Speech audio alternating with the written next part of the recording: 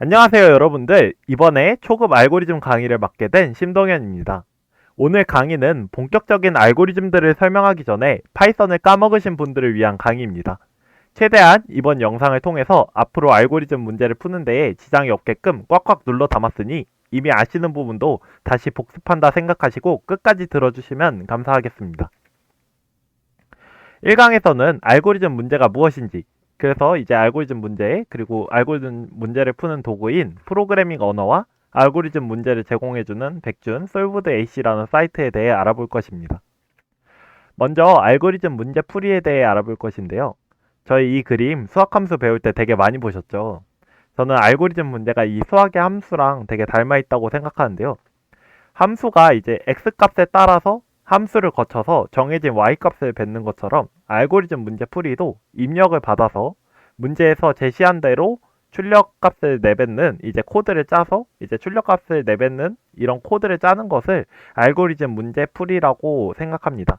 근데 이렇게만 말하면 되게 어려워 보이죠? 사실 전혀 그렇지 않습니다. 이건 저희 학교 2017년도에 실제 저희 학교 프로그래밍 경진대회 A번 문제로 나왔던 문제인데요. 지금 보시면 두 개의 정수 입력 A, B를 받아서 A 더하기 B를 출력하는 문제잖아요. 이렇게 입력과 출력이 있는 거 보실 수 있고, 근데 사실 이 정도 난이도 문제는 저희 수강하시는 분들이라면 다 푸실 수 있을 것 같은데요. 근데 이런 문제 풀이하는 과정은 어떻게 할까요? 저희는 한국말을 쓰잖아요. 근데 컴퓨터는 기계어를 쓰죠. 101, 001 막 이런. 근데 이제 저희가 그래서 한국말로 A 더하기 B 해달라고 하면은 컴퓨터는 못 알아먹겠죠. 물론 뭐 챗 GPT 같은 애들은 알아먹긴 한데 이제 그건 논외로 치고, 그래서 이제 이걸 해결하기 위해서 프로그래밍 언어가 존재합니다. 사람이 이제 프로그래밍 언어로 코딩을 해서 컴퓨터로 보내면 이제 중간에 컴파일러나 인터프리터라는 친구가 번역을 해서 기계어로 번역을 해가지고 컴퓨터로 넣어줘요. 그래서 이렇게 쓰이는 프로그래밍 언어는 컴퓨터와 소통하기 위해서 만들어진 언어를 의미하는데요. 이제 다양한 종류가 존재해요. 파이썬도 있고, C++도 있고, 자바도 있고, 그 외에 여러 가지 언어들이 있는데, 저희 강의는 무슨 언어로 진행할까요? 바로 파이썬으로 진행합니다. 근데 사실 알고리즘 문제를 푸는데 적합한 언어는 C++이 조금 더 적합하긴 하거든요. 왜냐하면은 C++이 지금 속도도 엄청 파이썬에 비해 빠르고 메모리도 파이썬에 비해 덜 쓰고, 그러면 이제 파이썬이 많이 안 좋아 보이잖아요. 대신 이제 난이도가 쉽다는 장점을 가지고 있는데 이에 대해서 이제 뒷페이지에 대해 더 자세히 알아볼 건데요. 파이썬이 정말 그럼 안 좋을까요? 사실 저희가 풀 문제 중에 대부분의 문제들은 파이썬으로 풀립니다. 왜냐하면 이제 문제풀이에서 쓸 저희가 백준이라는 사이트에서 문제를 풀 건데 파이썬을 위한 추가 시간이랑 메모리를 제공해줘요. 그리고 사실 이걸 제공 안 하더라도 파이썬으로 그냥 풀리는 문제들이 많아요. 왜냐하면 파이썬이 C++에 비해서 느린 거지 충분히 빠릅니다. 그러면 어차피 C++로 푸나 파이썬으로 푸나 다 풀리면 배우기 쉬운 게 오히려 더 좋은 거겠죠? 그래서 이제 저희 강의는 파이썬으로 알고리즘 문제에 대해 설명을 해보려고 합니다. 물론 이제 정말 최상위권 분들은 C++로 하시는 게 좋겠죠. 아까 그 번역기 역할을 하는 친구가 인터프리터라고 했잖아요. 인터프리터가 뭐냐면 우리가 작성한 코드를 이제 기계어로 바꿔주는 프로그램을 의미해요. 그래서 아까 프로그래밍 언어가 여러 가지 종류가 있던 것처럼 이제 인터프리터도 여러 가지 종류가 있어요. 그래서 비주얼 스튜디오 코드 이거 되게 많이 쓰시죠? 그리고 이제 파이참이라는 것도 있고 되게 여러 가지가 있어요. 근데 이제 저는 소니라는 인터프리터를 되게 애용하고 있는데요. 이 소니가 뭐냐면은 파이썬 초보자분들을 위한 인터프리터라고 저는 생각하는데, 왜냐면 이제 되게 간결하고 변수값들도 이렇게 옆에 딱 보이게 할 수 있어요. 그래서 이제 체크하기도 좋고 또 용량도 작아서 금방금방 깔리고 디버깅 하는 것도 편하고 아무튼 장점이 되게 많다고 생각하는데, 원래 쓰시는 인터프리터가 있다면 그대로 쓰셔도 좋을 것 같은데 아직 쓰는 게 없다 하시면은 이제 이 소니 한번 써보시는 거 되게 추천드려요. 그래서 이제 이거에 대한 설명은 PDF를 참고해 드릴 테니 한번 참고해 보시면 좋을 것 같습니다. 아무튼 이렇게 문제 풀 준비를 마쳤으니까 이제 문제를 어디서 어떻게 푸는지 알려드려야겠죠. 보통 이제 알고리즘 공부를 한다고 하면은 이제 저희 백준 푼다 이렇게 말을 많이 하잖아요.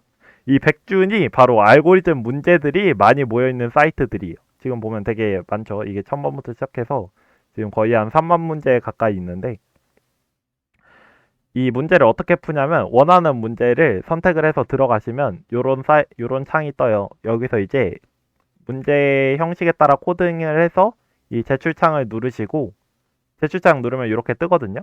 그래서 여기에 이제 본인 소스 코드를 복사 붙여넣기 해서 넣어서 제출을 누르시면은 이제 채점 결과가 나옵니다. 맞았으면 뭐 맞았다, 틀렸으면 틀렸다 이런 식으로 나오게 됩니다. 그래서 이제 중요한 기능으로는 문제들이 있는데 문제들이 되게 일단 양적으로도 많은데 이렇게 단계별로 풀어보기라고 해서 이제 쉬운 순에서 어려운 순으로 풀게끔 만들어진 문제집도 있고요. 혹은 뭐 같은 알고리즘, 그러니까 같은 이제 수학으로 치면은 같은 유형의 문제들을 묶어둔 그런 문제집들도 있고 그 외에 기능들이 되게 많습니다. 한번 들어가서 보시면 좋을 것 같고요. 그리고 또 대회가 있어요.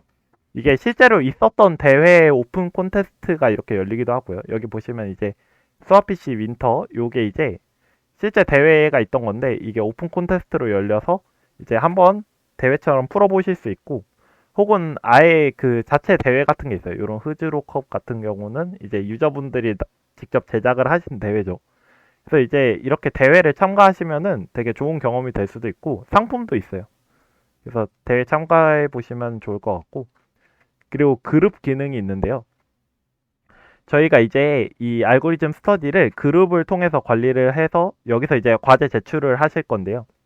이제 과제 이제 그룹에 가입하게 되시면은 메인 화면이 이렇게 나오는데 여기서 이제 이 연습 칸에 들어가시면 과제를 제출하실 수 있어요.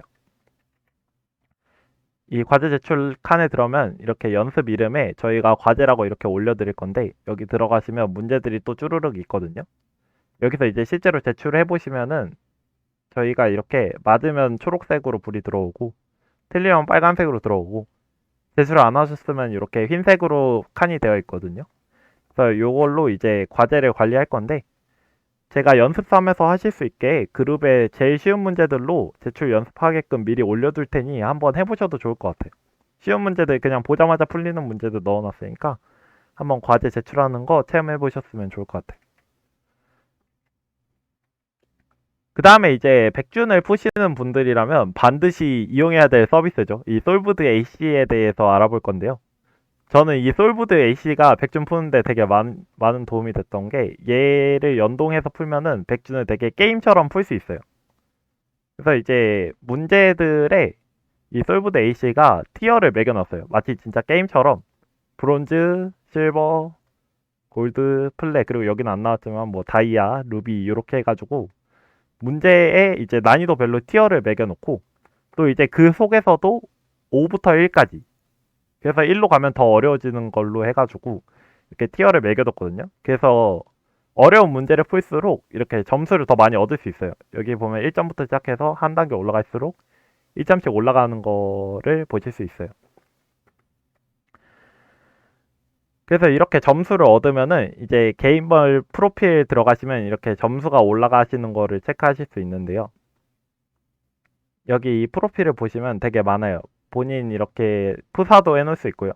배경도 해둘 수 있고 뭐 배지 같은 것도 넣어둘 수 있고 프로필 메시지도 가능하고 티어랑 점수 같은 것도 보이고요. 소속 학교, 저희 학교 이렇게 보이는 것도 보일 수 있고 몇 문제 풀었는지 그리고 요 라이벌은 되게 친구 같은 기능이거든요. 그래서 친구랑 같이 친구 신청해놓고 친구 점수를 이렇게 훔쳐볼 수도 있고 그런 기능도 있어요. 그래서 이 점수가 어떻게 산정이 되냐면은 제일 중요한 건 이제 내가 푼 문제의 가장 어려운 100문제 가장 어려운 100문제의 아까 그 점수 있잖아요. 뭐 예를 들어서 내가 플레오 100문제를 풀었다. 그러면 이제 1600점이 되겠죠. 그런 식으로 이렇게 상위 100문제 점수가 이제 제일 중요하고 그 다음에 이제 뭐 클래스나 아니면 본인이 많은 문제를 풀면 또 보너스 점수도 주고 그런 식으로 해서 티어가 이렇게 산정이 되고요. 저는 이거 점수 올리는 게 너무 재밌어가지고 게임처럼 할 수 있어가지고 이 점수 올리는 맛으로 백준을 되게 열심히 했어요. 여러분들도 이렇게 점수 올리는 재미를 좀 같이 알으셨으면 좋을 것 같고요. 그리고 이제 여기 보시면 전체 등수랑 뭐 상위 몇 퍼센트에 있는지 이런 것까지 체크하실 수 있으니까 요런 등수 올리는 맛으로 백준 한번 풀어보셔도 좋을 것 같아요.